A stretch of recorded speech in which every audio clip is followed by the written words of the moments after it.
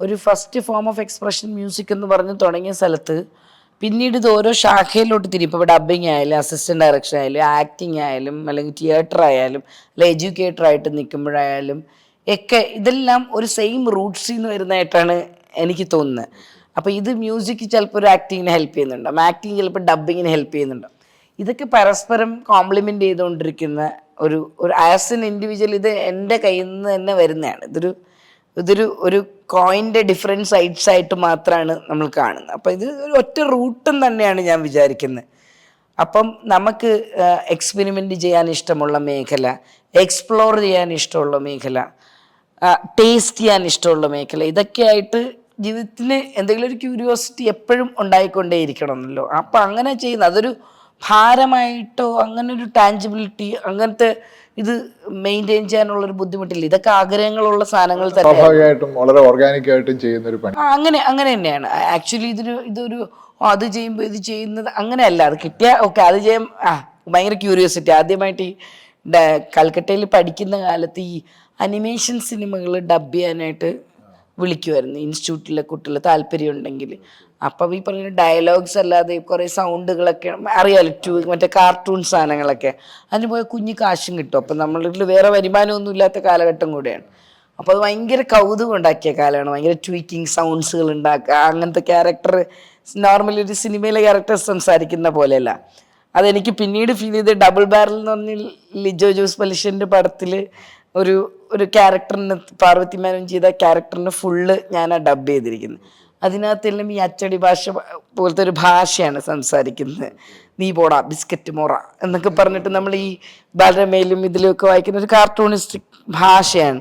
അപ്പം ഇതൊക്കെ ഭയങ്കര ഇൻട്രസ്റ്റിംഗ് ആയിട്ട് തോന്നി. അപ്പം ഇങ്ങനത്തെ ഡബ്ബിങ് ഇപ്പം നോർമലി നമ്മൾ ചെയ്ത ക്യാരക്ടേഴ്സ് അല്ലാതെ ഇങ്ങനെ കുറേ സാധനങ്ങൾക്ക് ഡബ് ചെയ്തപ്പോൾ കിട്ടിയ അനുഭവം എനിക്ക് തോന്നുന്നു ലോട്ട് ലിവിങ്സ്റ്റൺ ഏതായാലും കണ്ടിയിലാണെന്ന് തോന്നുന്നു. അംബിക റാവു ചേച്ചി ചെയ്ത ഒരു വിച്ചിൻ്റെ ക്യാരക്ടർ ജിബ്രിഷ് ഭാഷ സംസാരിക്കുന്ന, സ്ക്രിപ്റ്റ് ഇല്ല. സോ ഇറ്റ്സ് ലൈക്ക് ഒരു മന്ത്രവാദി ഇങ്ങനെ പറയുന്ന ജിബ്രിഷ് ഭാഷ നമ്മൾ ഉണ്ടാക്കണം. അപ്പോൾ ഇങ്ങനത്തെ ഏരിയസ് ഉണ്ട്. ഇപ്പോൾ ഡബ്ബിങ് എന്ന് പറയുമ്പോൾ തീർച്ചയായിട്ടും ആ എഴുതി വെച്ച ഡയലോഗ് മാത്രം പറയാത്ത തരം ഡബ്ബിങ്ങുകളുണ്ട്.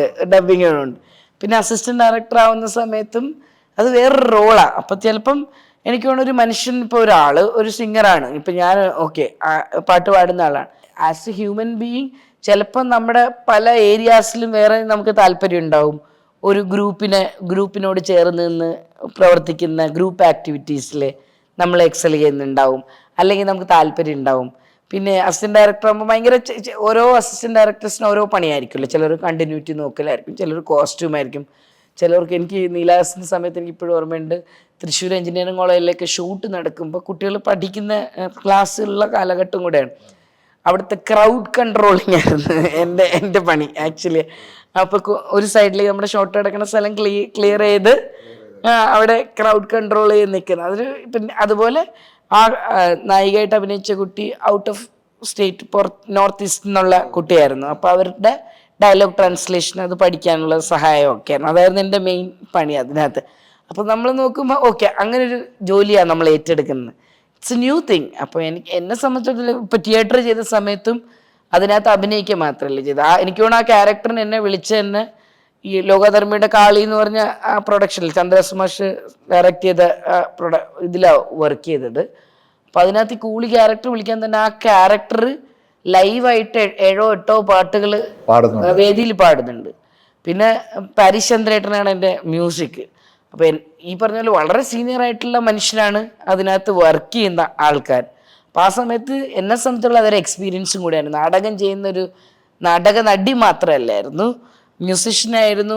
ആ സമയത്ത് റിഹേഴ്സൽ ചെയ്യുന്ന സമയത്ത് അപ്പോഴത്തേക്ക് എനിക്ക് തോന്നുന്നു CAC-യിലാണ് റിഹേഴ്സൽസ് ഒക്കെ ഉണ്ടായിരുന്നത്. കുടുംബശ്രീയിൽ നിന്ന് ഊണ് പറയും 10-30 പേർക്ക്. ഈ ഊണ് എല്ലാവർക്കും കൃത്യമായിട്ട് എത്തിച്ചു കൊടുക്കാനായിട്ട് എല്ലാവർക്കും ഒരാൾ നിന്നിട്ട് ഞാൻ വിളമ്പി കൊടുക്കുമായിരുന്നു. അതായത് ഇപ്പോൾ പ്രൊഡക്ഷൻ പണി, ചായ ഒരിക്കലും വൈകുന്നേരം ആകുമ്പോൾ അക്കൗണ്ട്സ് എഴുതൽ, അതിൻ്റെ കൂടെ അഭിനയം, കോസ്റ്റ്യൂം എടുക്കാൻ കൂടെ നമ്മൾ പ്രൊഡക്ഷനൊക്കെ സ്റ്റേജിൽ കയറുന്ന സമയത്ത് അത് അവതരിപ്പിക്കുന്ന സ്ഥലം നോക്കാൻ പോകുന്നു. അപ്പം ശരിക്കും പ്രൊഡക്ഷൻ ഏരിയയിൽ വരുന്ന ഒരു പ്രൊഡക്ഷൻ ഗേളായിട്ട് അതിനകത്ത് ദാറ്റ്സ് എൻ എക്സ്പീരിയൻസ് ആക്ച്വലി. അതൊരു നമ്മൾ പോയിട്ട് നടിയാവാൻ പോയ നടി മാത്രം ചെയ്തിട്ടല്ല വരുന്നത്. അതൊരു ഗ്രൂപ്പ് വർക്കാണ്. ഒരു തിയേറ്റർ വർക്കുകളെല്ലാം അങ്ങനെയാണെന്നാണ് ഞാൻ വിശ്വസിക്കുന്നത്. അതെനിക്ക് ഭയങ്കര ഇഷ്ടമുള്ളൊരു ജോലിയായിരുന്നു.